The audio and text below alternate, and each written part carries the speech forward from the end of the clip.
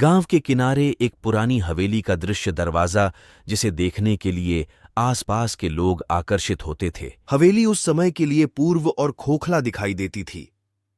लोग कहते हैं कि इसमें रात को भूत प्रेत रहते हैं और वहां की चीखें और रात की अजीब अजीब आवाजें असली होती हैं।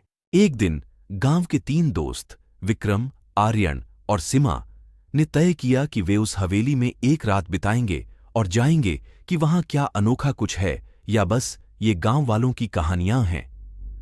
रात का समय आया और 3 दोस्त हवेली की ओर बढ़े।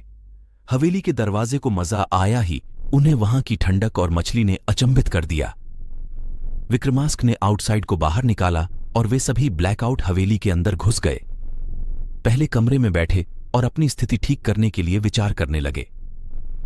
धीरे धीरे धीरे धीरे धीरे धीरे वे समुद्र तट के पास स्थित एक प्राचीन द्वीप और वहां से एक रहस्यमय रास्ता मिला जो हवेली के अंदर ले जाता था।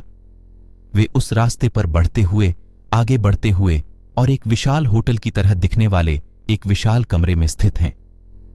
वहां एक पुरानी बंदूकधारी के रूप में देखने को मिला जिस पर बमबारी हुई थी। वह एक पुरानी कहानी सुनने में आया कि कैसे वह एक बार शेर के हमले से बचने के लिए यहां आया था और फिर यहीं बस गया था।